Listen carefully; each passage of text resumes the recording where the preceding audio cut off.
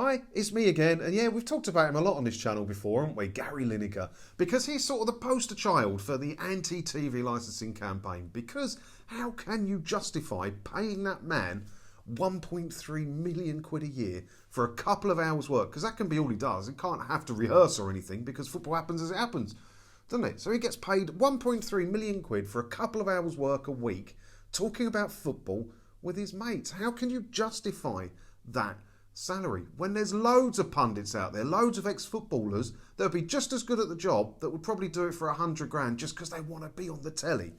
It's unjustifiable. Well, to me anyway, but to BBC boss it's quite justifiable. Have a look at this. Right person for the job. Top BBC boss defends Gary Lineker's £1.3 million salary.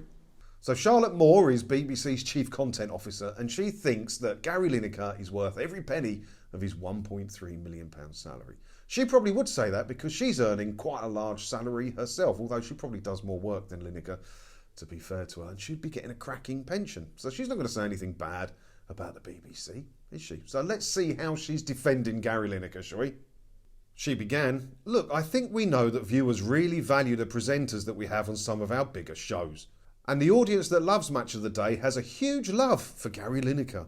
It's about value to the audience in the end, and whether we think that it's the right person for the job, with the right level of experience, with the right ability to present in a way that's really accessible, enjoyable and entertaining," she said to the Radio Times. Well, I think we can pick that apart a bit, can't we? Where are we? The audience that loves Match of the Day has a huge love for Gary Lineker. Yeah, be that as it may, I'm sure there are people out there that love him. But if you replaced him with a similar quality football pundit that worked for a tenth of the salary, would they stop watching Match of the Day? Probs not, eh? And they probably have a new love for the new presenter. So I think we can write that bit off. And it's about value to the audience in the end. Well, it's not about value to audience in the end, is it? Because the licence fee payers demand good value for money. And spunking off 1.3 million quid on Gary Lineker isn't value to the audience, is it? And whether we think it's the right person for the job with the right level of experience and the right ability to present in a way it's really accessible, blah, blah, blah. There's other people out there that would do it cheaper. I guarantee there's other people out there just as good as Lineker that will do it cheaper just because they want to be on the telly. So what it's about is whether you think he's the right person for the job. Not about value, not about any of the other things you're saying. It's about whether you think he's the right person for the job.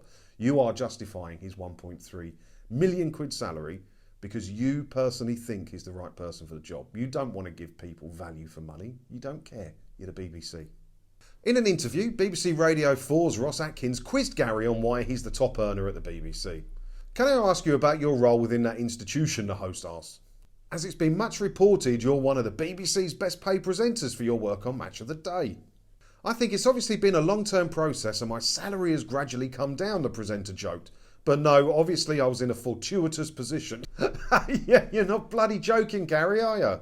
"I was sought after by numerous channels over the year, and football is global. It's big business." Gary went on to point out the Euro 2020 viewing figures, which reached 30.95 million, and during some of the BBC's biggest numbers. Yeah, but you can't make that argument that you've got some of the BBC's biggest viewing figures for the Euro 2020 thing, because they weren't tuning in to see you, Gary. How big-headed are you, mate? They're only tuning in to watch the Euros because of me. How big-headed are you? Anyone could have presented that and they've still got the same amount of viewing figures because people were tuning in to find out about the football, not about you. Blimey. The Match of the Day star admitted in the past he'd received bigger offers than what the BBC paid him. Well, that is how one's salary is determined, isn't it? It's not about how good you are, it's about what you're worth. And if someone's offering you more money to go elsewhere, you can go to your current employer and say that and renegotiate. Because that's how I've got my pay rises. In the past, I've been offered other jobs, go to my employer, blah, blah, blah. But at some point, the BBC had just got to say, "Gary, enough's enough, mate. 1.3 million quid. You've got to go, son. You've got to go. We've got someone here that will do it for 150 grand, that ticks a few more woke boxes than you do. You've got to go, mate." And think what they could do with that 1.3 million quid. Well, obviously, they'd waste it on something else. They wouldn't do anything interesting or important with it, would they? But it would make me feel a bit better knowing that someone who's just talking about football with his mates for a couple of hours get paid 1.3 million quid. And I wouldn't mind if it was commercial. If, like, he'd gone to Sky Sports, BT Sport or ITV, whatever, and they wanted to pay him 1.3 million quid. I don't care. Good for him. Good for him. The point is, it's the BBC, and it's your money, your TV licence fee money, going to pay for him.